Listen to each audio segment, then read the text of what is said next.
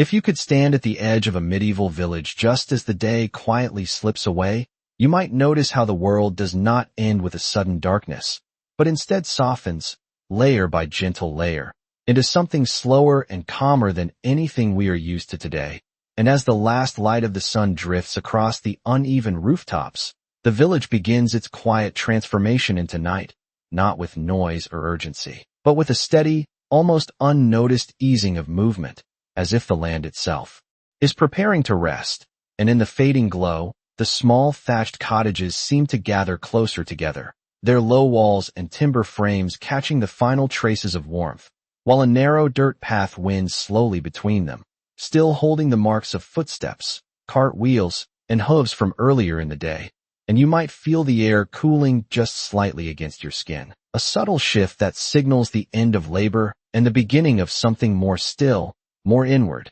as a faint trail of smoke begins to rise from a few chimneys, drifting upward in thin, uneven lines, carrying with it the soft scent of wood and ash, a scent that lingers in the evening air and settles gently over everything. And here and there, you might hear the last quiet movements of the day, a door closing with a muted creak, the soft shuffle of someone crossing a threshold, the distant murmur of voices that fade almost as soon as they are noticed. And the village does not fall silent all at once, but rather grows quieter in stages, each sound becoming less frequent, less sharp, until even the smallest noises seem to blend into the background. And as the light continues to dim, the sky above shifts into deeper shades, the pale blue giving way to a softer gray, and then to something darker still, though never fully black, because there is always a hint of light lingering at the horizon, as if the day is reluctant to leave entirely. And in this moment, the village feels suspended between two worlds, not quite day, not fully night, a place where time itself seems to slow, and you might notice how different everything feels without the brightness of the sun, how the edges of objects soften, how details become less important, and how the overall scene becomes something more unified, more peaceful, as if the village is gently exhaling after a long day. And there is no rush here, no sense of urgency, only a quiet settling, as the land, the buildings, and the people who live within them begin to move in unison toward rest. And if you listen closely, you might even hear the faint rustle of the evening breeze passing through the sparse grass, and along the wooden fences, a soft, steady sound that seems to carry the calm of the coming night. And in a world without electric light, without the constant hum of machines, this gradual fading of the day is not something to resist, but something to follow, as the village slowly, almost imperceptibly, prepares itself to sleep. As the last traces of daylight continue to soften across the village, Edwin makes his way along the narrow dirt path that leads back toward his small cottage, his steps steady and unhurried. As if guided by a rhythm he has followed every evening for as long as he can remember,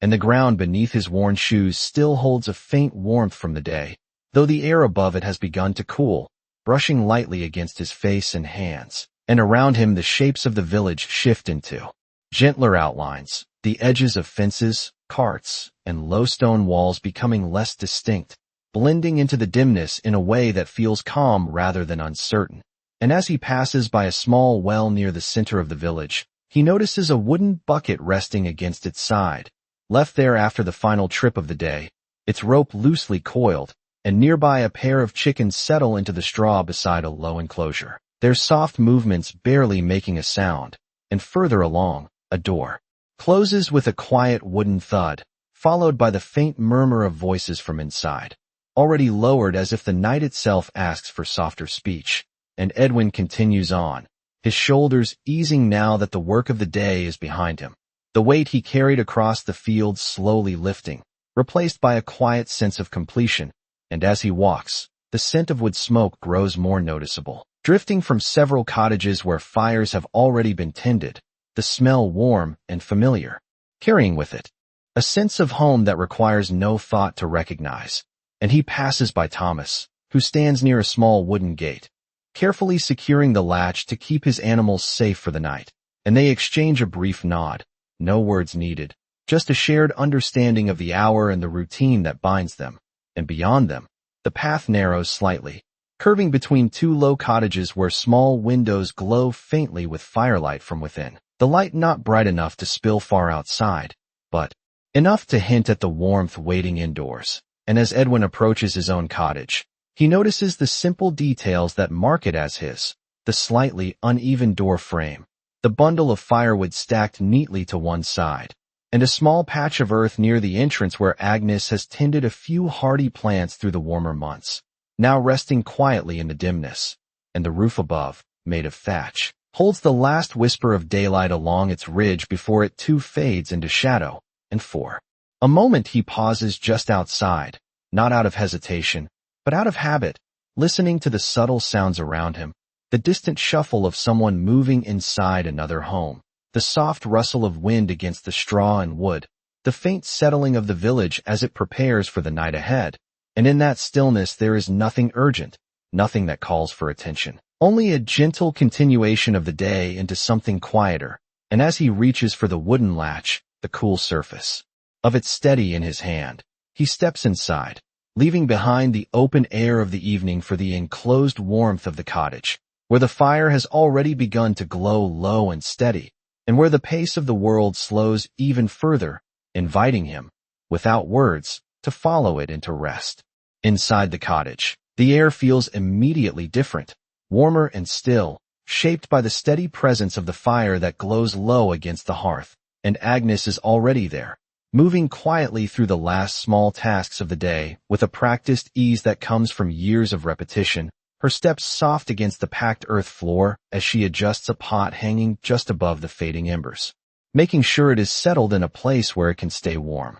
without boiling over. And the scent of simple food lingers in the room, something hearty and plain, made from what the day has provided, and she reaches for a wooden bowl, running her fingers along its rim as if checking for any rough edges, though she knows it well, and sets it down near the small table that stands close to the fire, its surface worn smooth from daily use. And nearby a length of cloth rests folded on a bench, along with a few small tools that have been used and set aside, waiting for morning. And the light in the room is gentle and uneven, coming almost entirely from the fire, which flickers just enough to cast soft, shifting shadows along the walls, making the space feel both enclosed and quietly alive. And as Edwin steps fully inside, the door closing behind him with a muted sound, Agnes glances up for a moment, not startled, simply acknowledging his return with a calm familiarity that needs no words, and she moves a little closer to the hearth, adjusting a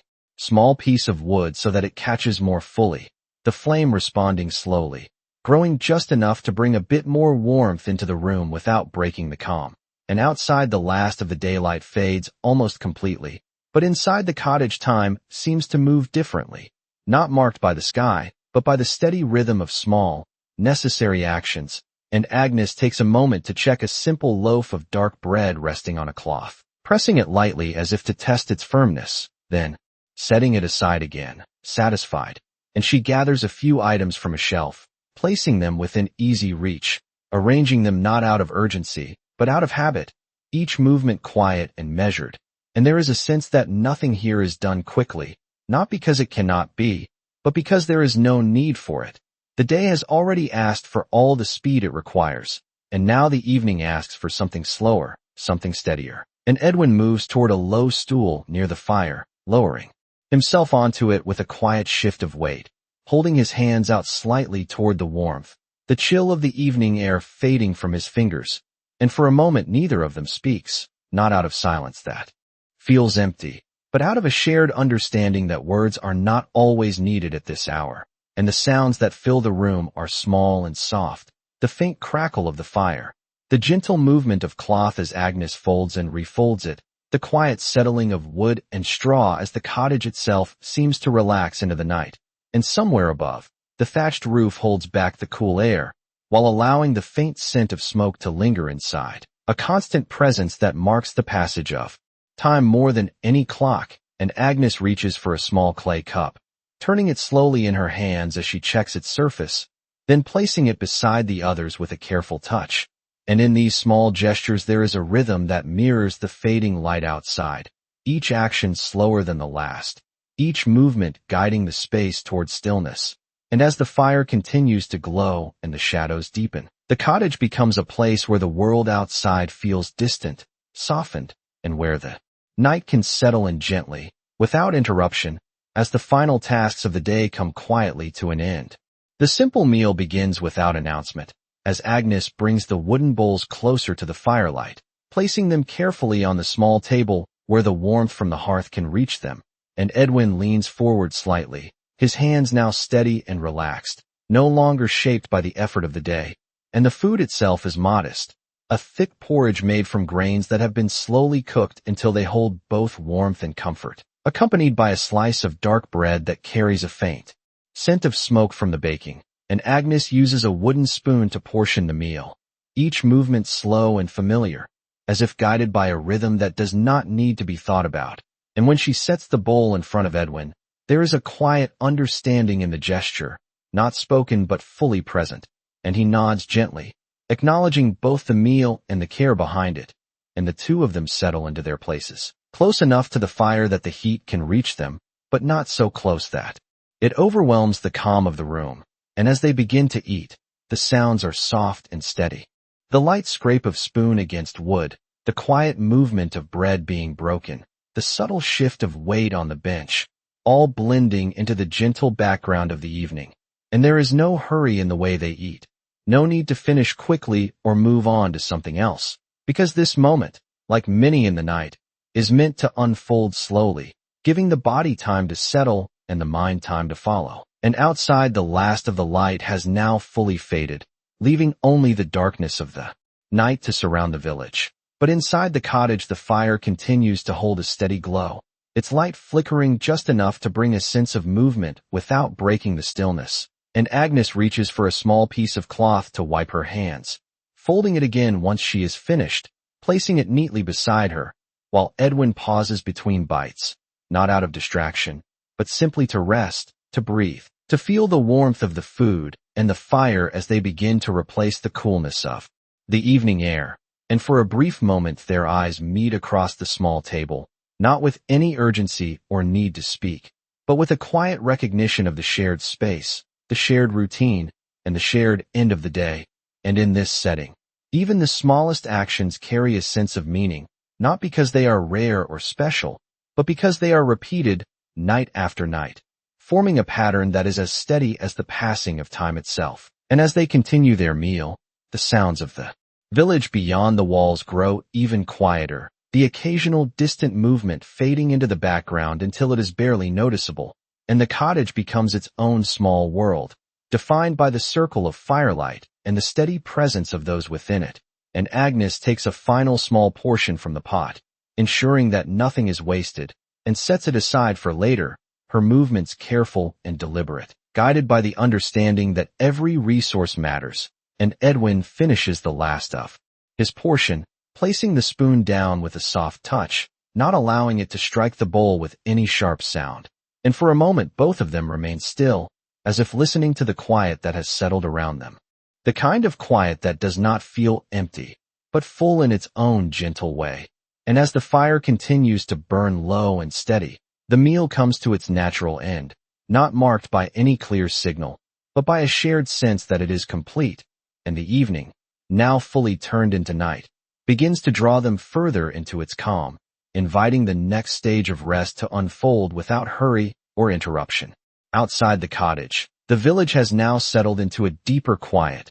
the kind that does not arrive all at once but gathers slowly, until even the smallest sounds seem to carry farther than they did before, and the narrow paths that once held the movement of people and animals now rest undisturbed, their surfaces smooth and still beneath the darkening sky. And if you were to walk along them at this hour, you would notice how the shapes of the cottages appear softer, their outlines blending gently into one another, the thatched roofs forming low, uneven silhouettes against the dim horizon. And from a distance, a few faint glows remain, small pockets of firelight seen through narrow openings, each one marking a place where life continues quietly within. And near the edge of the village, Thomas completes his final check of the animals, moving with care so as not to disturb them, his hand resting briefly on the wooden gate as he ensures it is secure, and the animals themselves have already begun to settle, their movements slow and minimal, a soft shift of straw, a quiet breath, the occasional low sound that fades quickly into the night. And once he is satisfied, Thomas steps back, closing the gate with a gentle motion that produces only the faintest sound. And he pauses for a moment, much like Edwin did earlier, taking in the stillness that now surrounds the village. The absence of daytime noise creating a space that feels both open and enclosed at the same time. And further along the path, a small group of chickens huddles close together, their feathers drawn in, conserving warmth as the temperature begins to drop, and the air itself has changed, no longer carrying the warmth of the sun, but holding a cooler, steadier presence that touches the skin lightly, reminding anyone outside that the night has fully taken hold. And above, the sky stretches wide and dark, with only a faint scattering of early stars beginning to show, their light soft and distant, offering no real illumination but adding to the sense of quiet vastness that surrounds the village.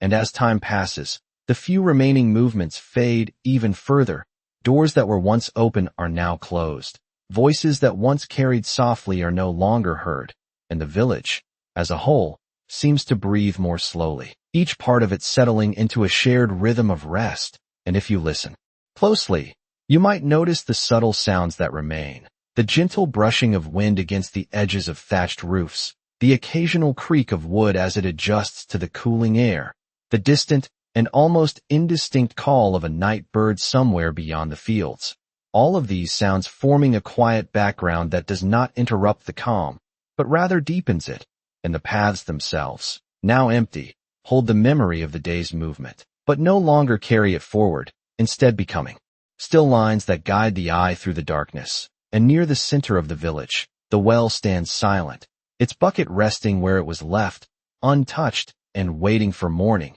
And in this stillness there is a sense that nothing more is expected, no further tasks remain, no urgent needs call for attention, and the village, in its entirety, has reached a point where activity gives way to rest, not abruptly, but through a gradual and gentle shift that has unfolded over the course of the evening. And as the night continues to deepen, the quiet becomes more complete, more settled, until it feels as though the entire village is held within it, wrapped in a calm that is steady, unbroken, and quietly enduring. Inside the cottage, the warmth from the fire has settled into a steady and comforting presence, no longer bright or active, but low and enduring, casting a soft glow that reaches only a few feet beyond the hearth, leaving the corners of the room gently shaded. And Edwin remains seated on the low stool, his posture relaxed, his shoulders no longer carrying the weight of the day, while Agnes moves quietly through the small space,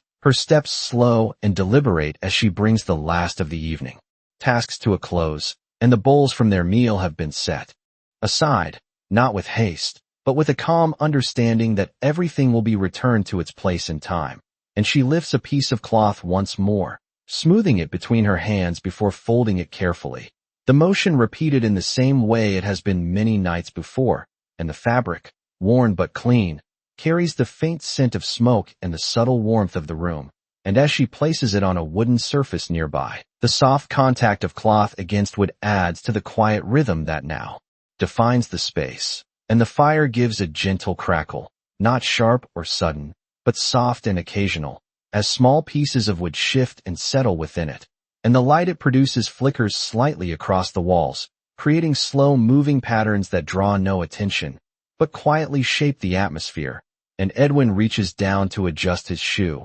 loosening it slightly before resting his foot again, the small movement done without urgency, as if time itself has slowed within these walls. And Agnes takes a moment to check the latch on the door, not because she expects anything to disturb them, but because it is part of the routine that brings the day to a proper close. And once it is secure, she returns to the hearth, placing one last small piece of wood onto the embers, not to build the fire higher, but to ensure that it continues to give off a gentle heat through the early hours of the night. And the air inside the cottage holds a mixture of warmth and stillness, the kind that makes movement feel less necessary, and speaking feel less important. And for a while, neither Edwin nor Agnes says anything, not out of distance, but out of comfort, as if the quiet itself is enough to share, and the sounds that remain are subtle and steady, The faint brushing of clothing as Agnes settles onto the bench, the quiet shift of Edwin's breathing as it slows and deepens,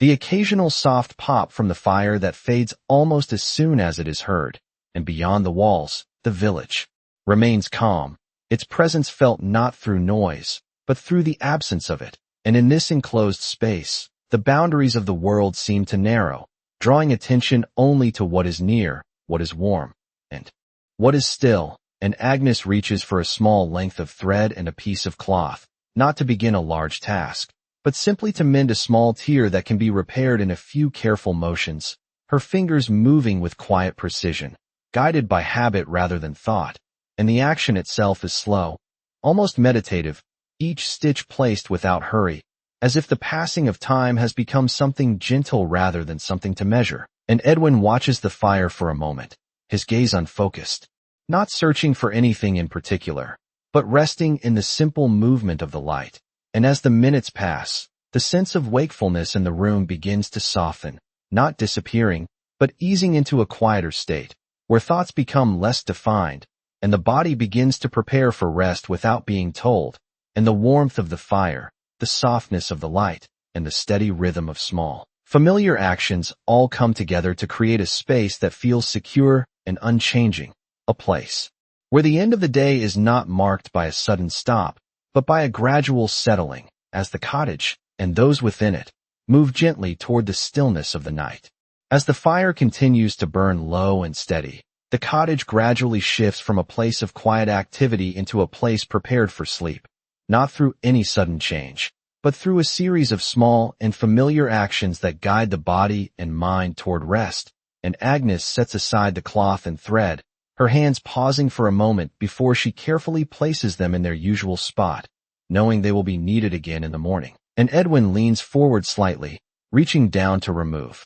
his shoes fully now, setting them near the wall where they can dry and rest until the next day, and the coolness of the floor beneath his feet contrasts gently with the warmth that still lingers from the fire, creating a subtle awareness of the space around him. And the bedding within the cottage is simple, a layer of straw packed within a rough fabric cover, placed atop a wooden frame that lifts it just slightly from the ground, and over it lies a blanket made from wool, thick and coarse but capable of holding warmth through the long hours of the night. And in a home like this, sleep is not separated into distant rooms or private spaces, but shared within the same enclosure, where the presence of others provides both comfort and a sense of quiet security. And Agnes moves toward the bedding, smoothing the surface with her hands, adjusting the blanket so that it lies evenly, her movements slow and unhurried, as if each gesture signals another step away from the tasks of the day. And the air inside the cottage holds a faint mix of scents.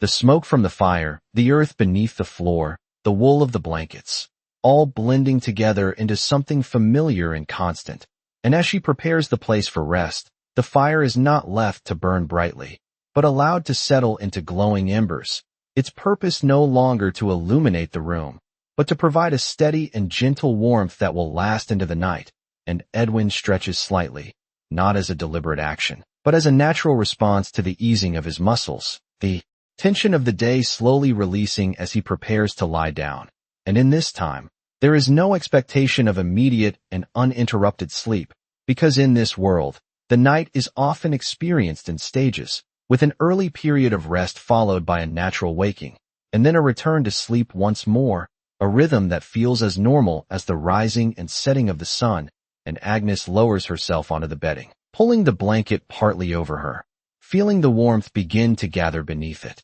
while Edwin follows soon after, settling beside her, the two of them close enough to share the heat. And as they lie there, the sounds of the cottage grow even softer, their breathing becoming slower and more even, blending with the faint, steady crackle of the embers. And outside, the village remains still, its presence felt only through the quiet that surrounds it. And within this stillness, there is no need for artificial light or marked hours, no clocks to measure the passing time, only the natural signals of the body and the subtle changes in the night. And as their eyes begin to close, the last traces of wakefulness drift away, not suddenly, but gradually, like the fading of the light that came before, and the warmth of the blankets, the softness of the straw beneath them, and the steady, unchanging presence of the cottage all come together to create a space where rest feels both natural and inevitable. And as the embers glow quietly in the hearth,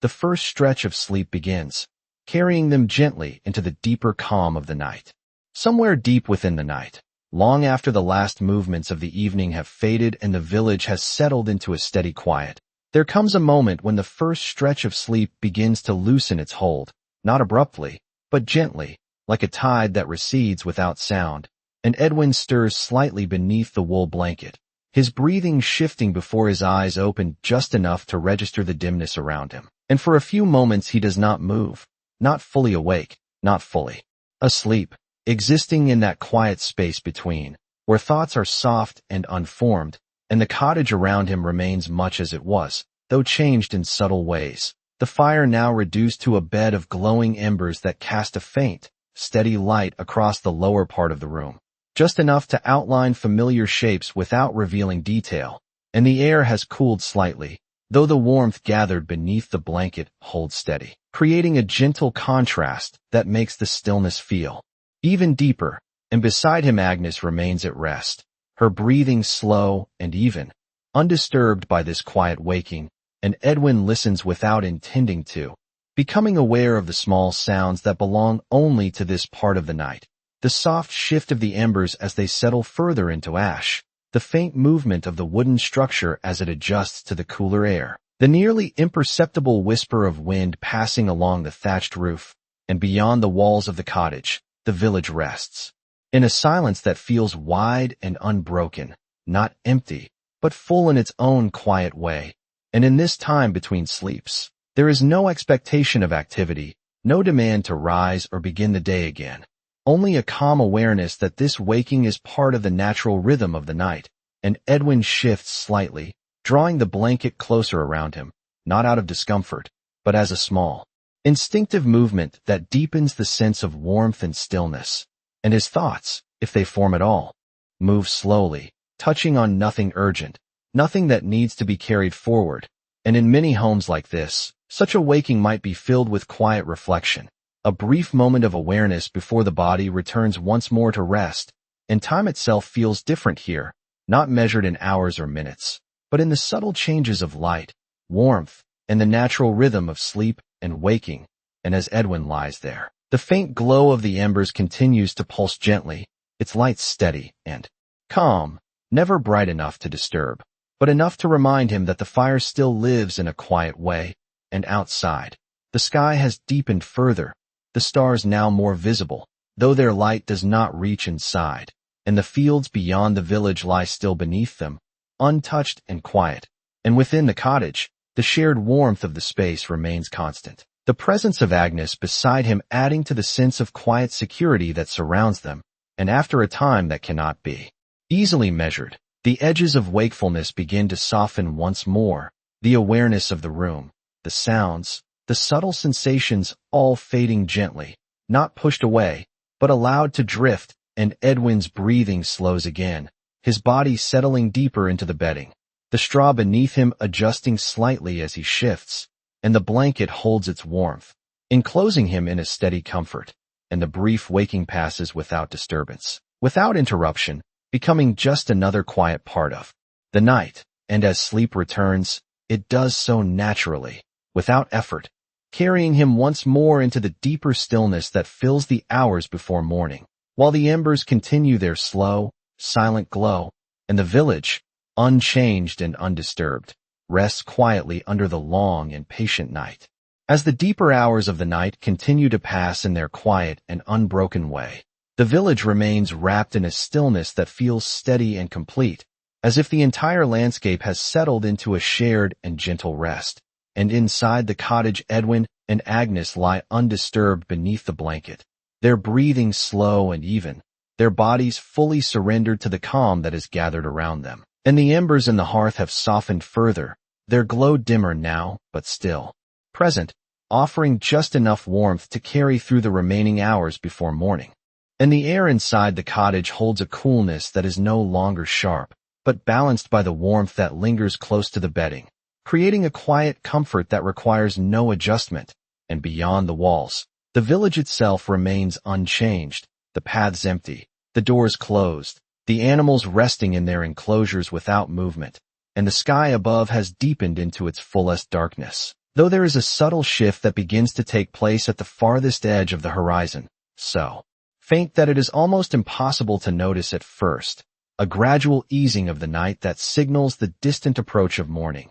And this change does not bring sound or motion with it, but exists as a quiet transformation of light, barely perceptible. And within this long stretch of rest, time moves in a way that feels both slow and continuous, unmarked by clocks or signals, guided only by the natural rhythm of the body and the world around it. And as the hours pass, the stillness does not deepen further, but remains steady, holding the village in a calm that is neither growing nor fading, but simply enduring. And in this space, there is no need for awareness, no expectation of waking, only the quiet continuation of rest. And the cottage itself seems to exist in a suspended moment, its walls holding the warmth and silence within, its structure unmoving except for the faintest natural shifts that go unnoticed. And Edwin and Agnes remain in their second stretch of sleep, their earlier waking now long forgotten, replaced by a deeper and more continuous rest that carries them forward toward the morning.